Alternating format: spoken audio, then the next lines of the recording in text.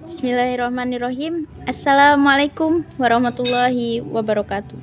Izin memperkenalkan diri, nama saya Ardita Almeida Putri, NPM 1921020031, jurusan Hukum Tata Negara semester 4 kelas A UIN Raden Intan Lampung. Baiklah, di video kali ini saya akan menjelaskan tentang demokrasi. Yang pertama, mengenai pengertian demokrasi. Demokrasi berasal dari bahasa Yunani demokratis yang berarti kekuasaan rakyat. Demokrasi berasal dari kata demos dan kratos. Demos yang memiliki arti rakyat, sedangkan kratos yang memiliki arti kekuasaan. Demokrasi adalah gagasan atau pandangan hidup yang mengutamakan persamaan hak dan kewajiban serta perlakuan yang sama bagi setiap warga negara. Demokrasi menurut Aristoteles mengemukakan ialah suatu kebebasan atau prinsip demokrasi ialah kebebasan, karena hanya melalui kebebasanlah setiap warga negara bisa saling berbagi kekuasaan tidak di dalam negaranya. Demokrasi merupakan bentuk pemerintahan yang berasal dari rakyat, oleh rakyat, dan untuk rakyat. Dalam bahasa berbeda, demokrasi merupakan usaha menciptakan kedaulatan rakyat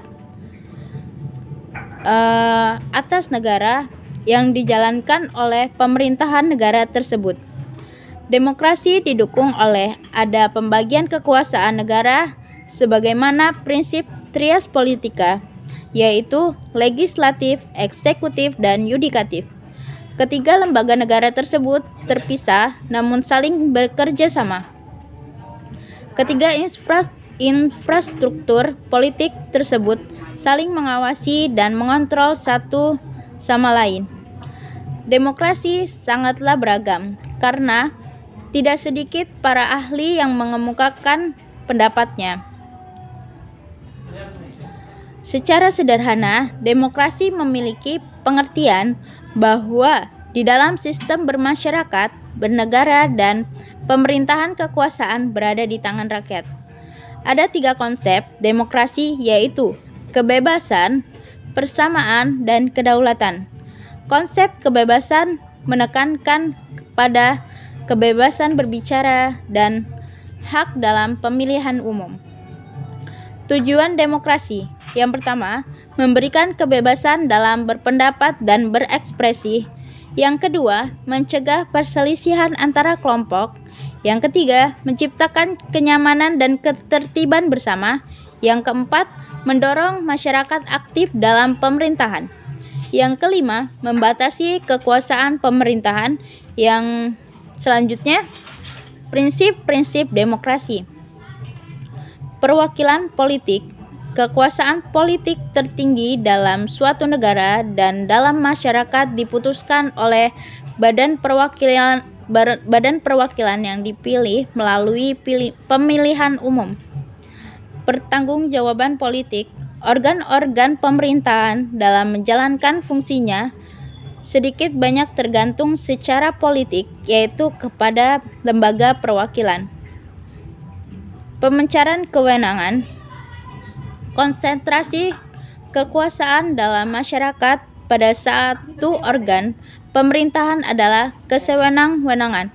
Oleh karena itu, kewenangan badan-badan publik itu harus dipencarkan pada organ-organ yang berbeda.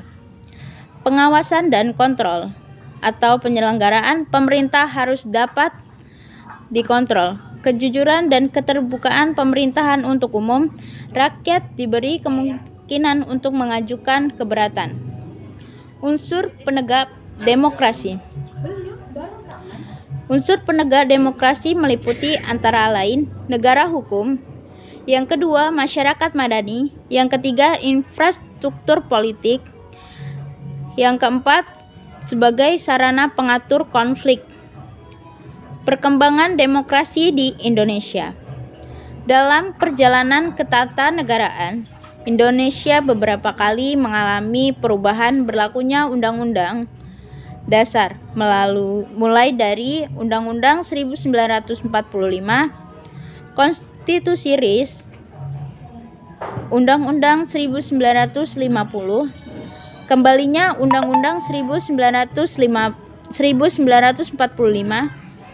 dan sampai dengan Undang-Undang 1945 setelah amandemen pada tahun 2002. Pada awal kemerdekaan, ketika Undang-Undang 1945 menjadi hukum dasar tertulis bagi segenap bangsa Indonesia, muncul pergeseran gagasan ketatanegaraan yang mendominasi pemikiran segenap pemimpin bangsa. Sejak tanggal 17 Agustus 1945, Konstitusi RI digantikan oleh Undang-Undang 1950. Bentuk negara serikat berubah menjadi negara kesatuan. Sistem demokrasi liberal yang sebenarnya dimulai pada saat Republik Indonesia di bawah Undang-Undang 1950. Kemudian sekali lagi mengenai peranan pemerintah dalam negara. Dalam penyelenggaraan demokrasi terjadi perubahan yang mendasar ketika ketetapan MPRS nomor 8 MPRS 1965 menetapkan demokrasi terpimpin oleh Soekarno. Pada awalnya pemerintahan Orde Baru di bawah pemerintahan Presiden Soeharto, demokrasi Pancasila sebagai landasan pelaksanaan demokrasi. Runtuhnya pemerintahan Orde Baru pada tahun 1998 membawa pula hapusnya konsep dan pelaksanaan demokrasi Pancasila di tanah air. Penyelenggaraan demokrasi kini bertumpu pada Undang-Undang 1945 setelah mengalami amandemen.